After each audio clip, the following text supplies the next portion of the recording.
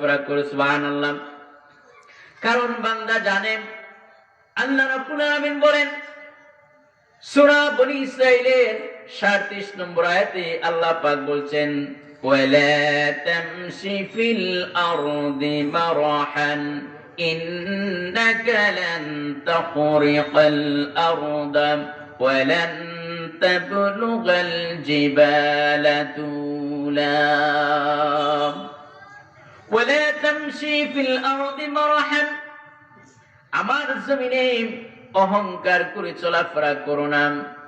তুমি কি অহংকার করে আমার জমিনকে তোমার পা দিয়ে এইভাবে করে আমার জমিনটাকে ফাটায় দিতে পারবে নাকি? লাথি মেরে জমিনটাকে ফাটায় দিতে পারবে না। আবার আমার পাহাড়ের উচ্চতাকেও তুমি ছাড়াই যেতে পারবে না। লাফ দিয়ে পাহাড়ের উচ্চতা যেহেতু লাফ দিয়ে ছাড়াই যেতে পারবে না, আমার জমিনকে তুমি লাথি মেরে ফাটায় দিতে পারবে না। সুতরাং তোমার আবার অহংকার কিসের? কিসের আবার অহংকার? এই জমিনকে লাথি মেরে তুমি ফাটিয়ে দিতে পারবে না। লাথি মারেন তো আপনার পা জায়গায় থাকবে? থাকবে না। আবার লাফ দিয়ে পাহাড় তো দূরের কথা, আল্লাহ বলছেন পাহাড়কে লাফ দিয়ে ছাড়াই দিতে পারবে না। এই যে স্টেজ আছে এখান থেকে এখানে আসুন তো দেখি, কারো বাবার ক্ষমতা আছে নাকি? আছে? নাই। একটা খাল আমরা পানি দিতে পারি না, লাফ দিয়ে ওখানে আবার কেউ কেউ পড়ে যায়, ঠিক কিনা? যদি প্র্যাকটিস জানা যায় ওখানে পড়ে সলিমউদ্দিন ডাইল হয়ে যাবে। তাহলে আল্লাহ পাক বলছেন তুমি পাহাড়ের উচ্চতাও ছাড়াই যেতে পারবে না, আবার তুমি এই জমিনকে ফাটায় দিতে পারবে না। তাহলে আবার অহংকার কিসে? অহংকার করবেন কে? একমাত্র কে করবেন? আল্লাহ রাব্বুল আলামিন বলেন তোমার আবার অহংকার কিসের? তুমি কি হতে সৃষ্টি হয়েছ? তোমার সৃষ্টির দিকে তাকাও, তুমি কি হতে সৃষ্টি হয়েছ? হাল আতা আলাল ইনসানি হিনুন মিনাদ দাহরি লাম ইয়াকুন শাইআম মাযকুরা। মানুষ কি এমন এক সময় ছিল না, তার নাম ছিল না, অস্তিত্ব ছিল না? আব্দুর রহমান, আব্দুর রহিম, আব্দুল কুদ্দুস কেউ ছিল নাকি? এমনকি তোমার জন্মের পরে তুমি টা করে কান্নাকাটি করতাম, তোমার কোনো হুঁশ নাই, কিছুই নাই। সুতরাং তোমার আবার অহংকার কিসের? যেই মানুষকে আল্লাহ রাব্বুল আলামিন বলেন ইন্না খালাকনাকুম মিন তুরাবিন সুম্মা মিন নুতফাতিন সুম্মা মিন আলাকাতিন সুম্মা মিন মুদগা, নাপাক এক ফোঁটা পানি, যেই পানি বের হলে পরে তোমার গোসল করা ফরজ হয়ে যায়, গোসল করা ওয়াজিব হয়ে যায়। এই নাপাক পানি যেগুলা দিয়ে তোমার তৈরি, তোমার সৃষ্টির দিকে তাকাও, কি দিয়ে তোমাকে সৃষ্টি করা হয়েছে? সুতরাং যেই বান্দা, যেই মানুষ নাপাক এক ফোঁটা পানি দিয়ে তৈরি করা হলো, সেই মানুষের আবার অহংকার কিসের? কিসের তো মাতব্বরি, কিসের তো অহংকার? সুতরাং যারা আল্লাহর খাঁটি বান্দা তারা অহংকার করে না। হাদিসে কুদসির ভিতরে এসেছে আল্লাহ পাক বলছেন অহংকার হচ্ছে আমার চাদর। অহংকার কি? আমার চাদর। যে ব্যক্তি অহংকার করলো সেজন্য আমার চাদরকে নিয়ে টানাটানি করলো। নাউজুবিল্লাহ বলেন। এত সাহস হয়েছে আপনার, আপনি আল্লাহর চাদর নিয়ে টানাটানি করবেন?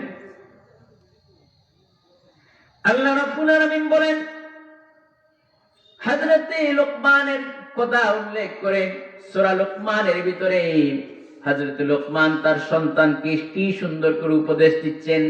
এই উপদেশগুলোর মধ্যে হযরতে লোকমান তার সন্তানকে একটা উপদেশ দিয়েছেন অহংকার না করার জন্য। সুবহানাল্লাহ। আমরা যদি আমাদের ছেলে মেয়েদেরকে সূরা লোকমানের শিক্ষা দিতে পারি, তাহলে আজকে মাইকেল জ্যাকসন আমাদের ছেলেরা হবে না? হবে? আমাদের ছেলেরা আর চুলে জেল দিবে না, আর হামকি জামকি করবে না, ভালো হয়ে যাবে। কিন্তু সূরা লুকমান শিক্ষা তো দূরের কথা, কুরআনই পড়তে জানে না। নাউজুবিল্লাহ।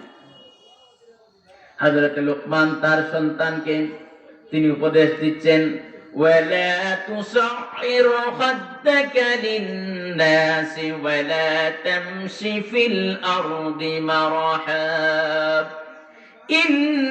ইন্নাল্লাহা লা ইউহিব্বু কুল্লা মুখতালিন ফখুর।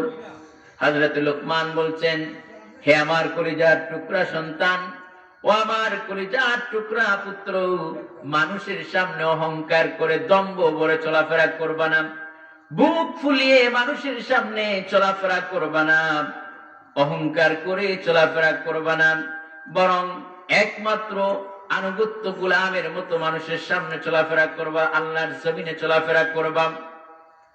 জমিনের ভিতরে বিচরণ করতে গিয়া অহংকার করে চলাফেরা করো না। হে আমার কলিজার টুকরা সন্তান, শোনো, আল্লাহ রাব্বুল আলামিন ইন্নাল্লাহা লা ইউহিব্বু কুল্লা মুখতালিন ফখুর, আল্লাহ রাব্বুল আলামিন অহংকারকারীদের পছন্দ করেন না। আল্লাহ কি অহংকারীদেরকে পছন্দ করেন? করেন না। হযরত লোকমান তিনি তার সন্তানকে আরো বলছেন, وَاقْصِدْ فِي مَشْيِكَ وَاغْضُضْ مِنْ صَوْتِكَ إِنَّ أَنكَرَ الْأَصْوَاتِ لَصَوْتُ الْحَمِيرِ। ও আমার কলিজার টুকরা সন্তান, শোনো, তুমি মধ্যম পন্থা অবলম্বন করবে। আমরা হচ্ছি মধ্যমপন্থী জাতি, ঠিক কিনা? আমরা হচ্ছি মধ্যমপন্থী জাতি। খায়রু উম্মাতান ওয়াসাতা, আমরা হচ্ছি মধ্যমপন্থী উম্মত। হযরত লোকমান তার সন্তানকে বলছেন, ও আমার কলিজার টুকরা সন্তান, মধ্যম